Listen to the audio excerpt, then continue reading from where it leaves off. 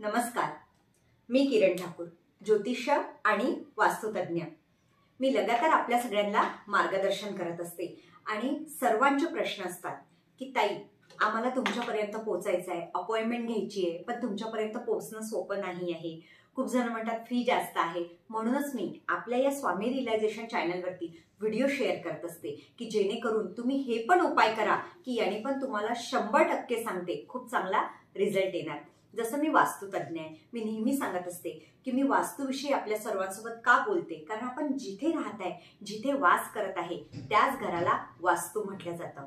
ते तुमचं रेंटचं घर असो या तुमचं स्वतःचं असो, शेवटी तुम्ही तिथे राहताय ना, तुम्ही वास करत आहे। मग वास्तूनुसार जर आपल्या घराची दिशा बदलली असेल या ती दिशा आपल्यावरती काम करत नाही, तुम्हाला कोणीतरी म्हटलंय की तुमच्या घराची ही दिशाच काम नाही करत, मग ती कोणतीही दिशा असो, पूर्व, पश्चिम, उत्तर, दक्षिण चुकलेली आहे, तर काय करायला पाहिजे? तर मी किरण ठाकूर, वास्तुतज्ञ, आज आपल्या सर्वांना एक उपाय सांगणार आहे।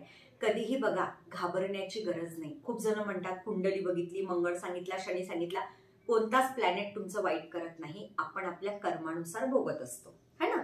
आपल्या त्या दशा असतात शेवटी, है ना। सेकंड, वास्तू। मी कोणाच्या घरी जेव्हा वास्तू करायला जाते तर खूप जणांचे प्रश्न असतात की ताई मेन एंट्री चुकलेली आहे, काय करावं? कोणी म्हणतं की ही बिमारी होईल, असं होईल, तुमच्या घरामध्ये प्रगती होणार नाही। घाबरण्याची गरज नाही।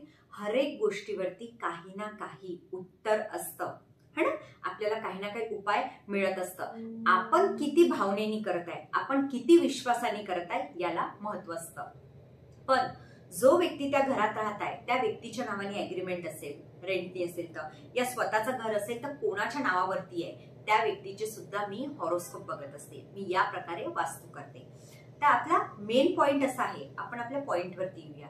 आपल्या घराची जर एंट्री चुकली आहे तर आपण काय करावं, है ना। ते पूर्व असो, दक्षिण असो, सगळं काही। खूप जण म्हणतात की ताई काय करायचं?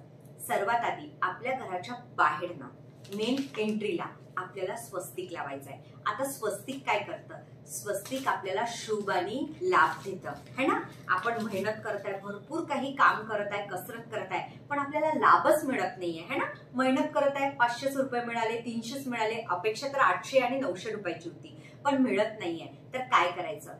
तुमचं ऑफिस असो, तुमचं शॉप असो या तुमचं घर, जर दिशा चुकली असेल तर बाहेर ना, घराच्या वरती चांदीचं स्वस्तिक लावायचं। चांदी सगळा काही दोष दूर करतं, माइंड शांत ठेवतं आणि स्वस्तिक जो हा सिंबॉल आहे हा तुम्हाला शुभ आणि लाभ देतो। हा स्वस्तिक तुम्ही तुमच्या कारागीरकडनं बनवून घ्या, ब्राह्मण असतील त्यांच्या हाताने तुम्ही सिद्ध करून घ्या। जर कोणाला पाहिजे असेल ते माझ्याकडनं सुद्धा ऑर्डर करू शकतात, मी सिद्धीनुसार देते। आपल्या मेन एंट्रीला बाहेर ना लावायचा, पौर्णिमा, शुक्रवारी तुम्ही याची स्थापना करू शकता। आता याने काय होईल? दोष दूर होईल, मनामधले जे प्रश्न असतात की मेन एंट्री चुकली आहे तर तुम्हाला ते पण रिझल्ट मिळेल आणि काही दिवसात हळूहळू तुम्हाला घराच्या चारी दिशेकडनं सपोर्ट मिळताना दिसेल। मग दक्षिण असो, पूर्व असो, उत्तर असो, काहीच फरक पडत नाही। आपल्या घराच्या मेन एंट्रीला स्वस्तिकची स्थापना करा आणि रिझल्ट बघा। बघा, शेवटी आपले कर्म, आपली मेहनत आपण करत आहे। आपल्या घरामध्ये कधीही वाणी चांगलीच असावी। आपण जे काही बोलतो ते वास्तुपुरुष तथास्तु म्हणतो। म्हणून मी नेहमी सांगत असते, तुमची वाणी चांगली ठेवा की जेणेकरून दोष दूर होईल। तुम्हाला हा व्हिडिओ कसा वाटला मला नक्की सांगा आणि वास्तूविषयी मी आणखीन काय बोलायला पाहिजे मला कमेंट बॉक्समध्ये सांगत चला। धन्यवाद।